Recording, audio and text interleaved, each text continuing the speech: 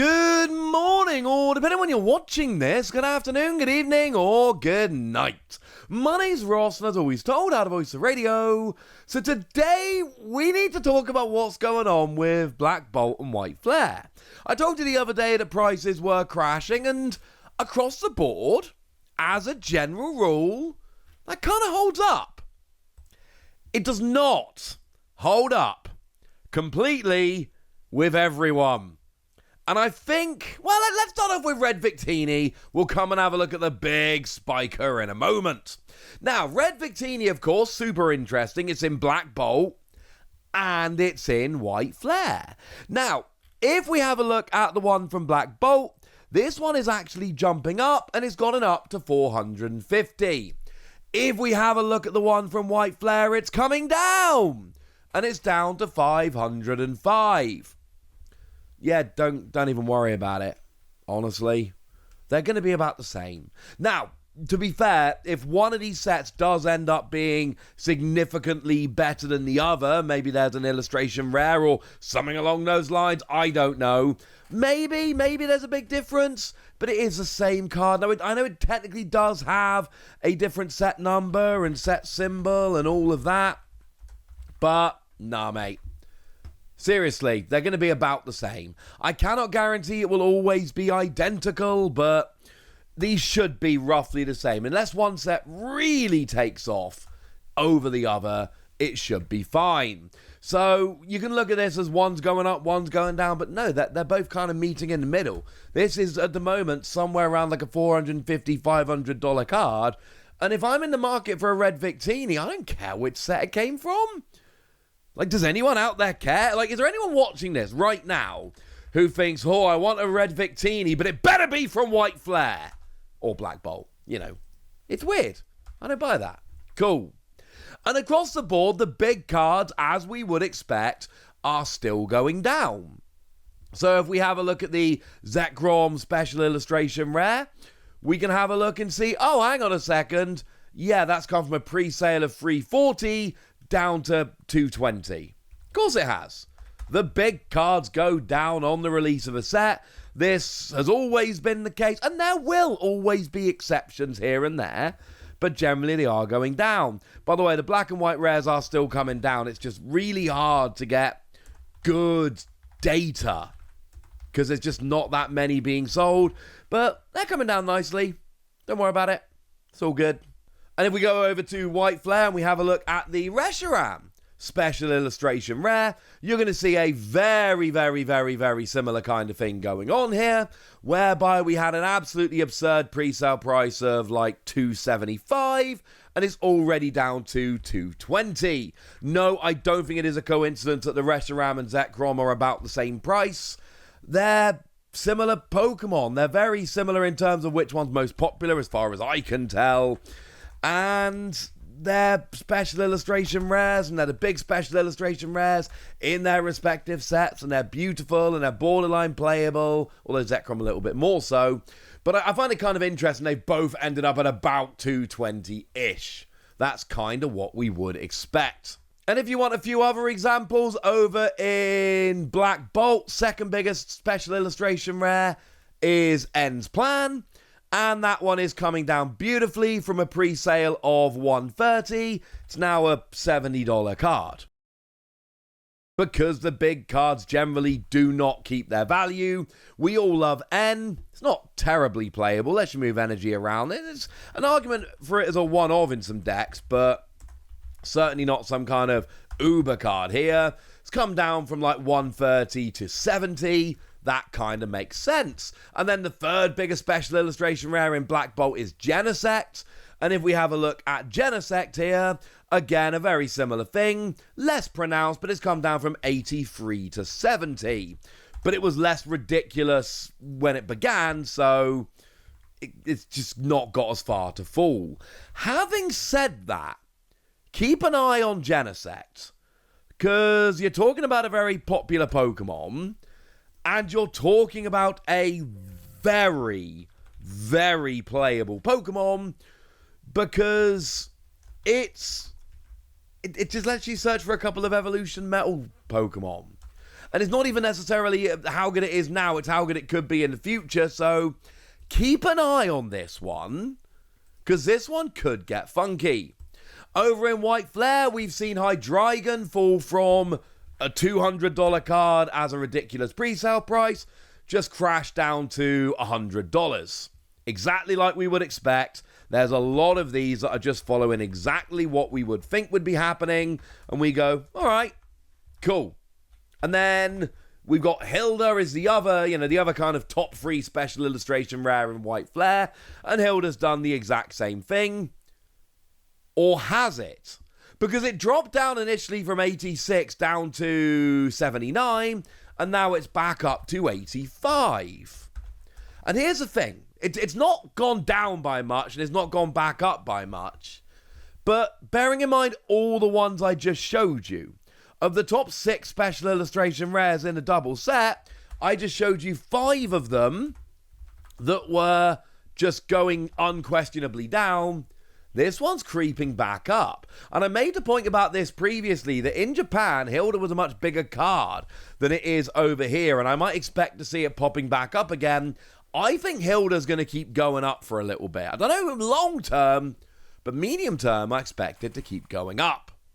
And we do have a general downwards trend, but we do have some going up. And, I mean, look, I'm going to give myself a pat on the back here. Seismitoad. If you watched my video the other day, I did a video about how Shinji Kanda cards always jump up in price. It happened with the Giratina from Lost Thunder. Now, don't get me wrong, I know that was always going to be a big card, but as I pointed out in that video, you could compare it, for instance, to the Lugia that came in the following set. Popular Pokemon, biggest card in the set, very playable, etc., etc. And even compared to the Lugia, it was way too high. The Magikarp from Paldea Evolved, which was just absurd. There is no way that Magikarp should be nearly as high as it is.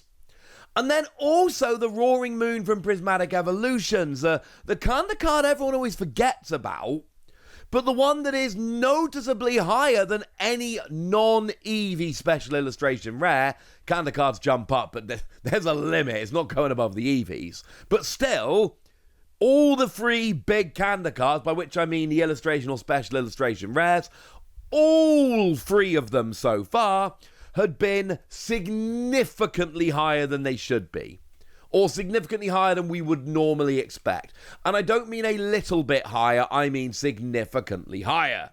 Now, at the time, we didn't have the data about Seismitoad, so we couldn't include it in the video, but I'm saying that anyone that watched that video should have looked at that and gone, well, hang on a second, Seismitoad.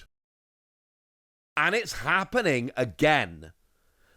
And there isn't really a good reason for this. I saw some people debating this on Twitter last night, and there isn't a good argument here other than the Kanda cards are jumping up. And you can argue that they shouldn't be, and you can argue that having an artist that is impacting the prices this much every time they do a special card doesn't really make sense and shouldn't really be the case. But it is the case. We're now 4 for 4 on big Shinji Kanda cards being way higher than they have any right to be. And don't get me wrong, I understand that Shinji Kanda is an amazing artist, but there are lots of amazing artists in the Pokemon TCG. And let's face it, this Seismitoad card is neither playable nor featuring a particularly popular Pokemon. Yes, I said it, nobody really likes Seismitoad, and yet it's jumped up from a $60 on release to $200. Shouldn't be the case. Doesn't really make sense, but it is happening, and let's be 100% clear, it is because it's a Shinji Kanda card, and I literally made a video the other day telling you that this always happens with Shinji Kanda special cards. It's happened again. It's not a coincidence, it is a continuation of what is becoming an incredibly clear pattern. And you could argue that it shouldn't be happening, I'd probably agree with you, and that no artist should be really pushing up prices like this, and I'd agree with you. Doesn't matter. We are 4 for 4, so I know people are desperately looking for other reasons to say this card is jumping up. No, it's a Shinji Kanda artwork. I'm not saying there aren't other reasons that also might be poking it as well. It is Shinji Kanda. There's a reason I made that video the other day, and there's a reason I'm coming back to tell you about it now. By the way, I have had a few people who have suggested, well, hang on a second, Wassy, what about the Magneton? Do remember the Magneton was an Elite Trainer Box promo, so we can't look at that in the same way as cards that come in sets, because obviously that's available in Elite Trainer Boxes. It's much easier to get hold of, so we can't read into that, unfortunately. Just kind of ignore that entirely. It doesn't count. Beautiful card. Love the card. But no, we can't actually look at this in the same kind of breath. So is it just a Shinji Kanda Seismitoad? No. Like, that's the most pronounced one. How about Samurott? And yeah, it's a first partner Pokemon, but it's not hideously playable, and I never thought Samurott was that impressive as a Pokemon. But that one's gone jumping up from $25 to $50. That one's pretty much doubled in price since release.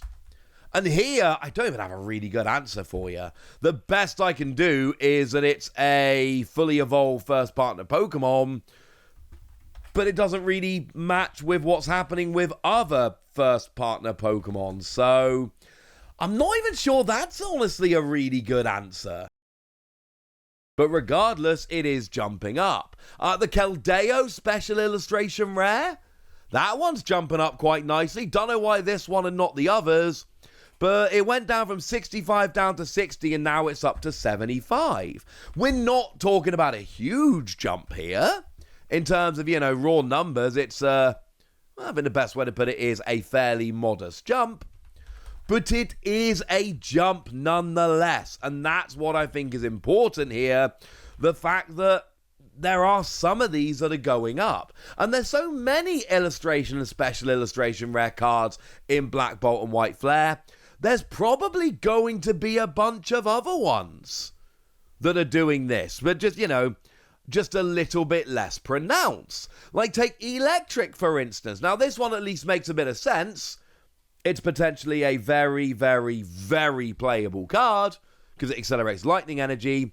But this one, went from $20 pre-sale down to $16 and then up to $27. It's only a little bit of a jump, but it's there. The majority of these are going down, and the big cards are going down, but there are a bunch of these around, and the kind of interesting thing here is that because there's so many illustration and special illustration rare cards in the set, it might take us a little while to figure out exactly what's going on and exactly which cards are randomly jumping up. Because some of them are jumping up in a way that doesn't really make very much sense. Lots of them are going down, but there are a few that are jumping, and there are a few that are jumping that just don't really compute.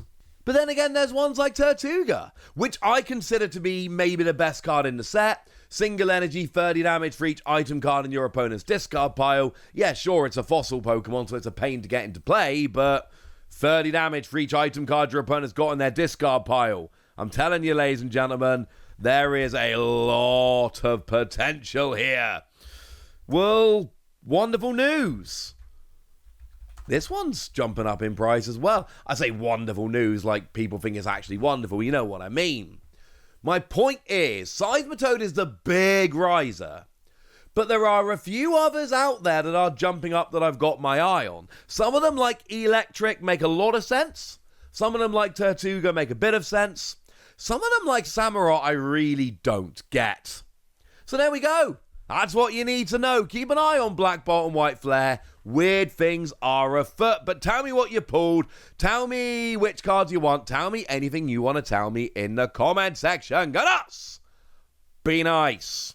And please do leave a like and a comment down below. With a new YouTube algorithm, it means a lot more than it did before. And I would very, very, very much appreciate it. And we, of course, need to finish, as we always do, giving a shout-out to one of our lovely Patreons.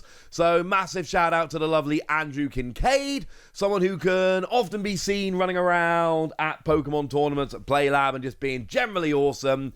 So, shout-out to them for the support and the loveliness. But by far, the most important thing, as always, look after yourselves till next time, would ya? Thank you very much for watching. My name's Ross, and you've been watching PTCG Radio.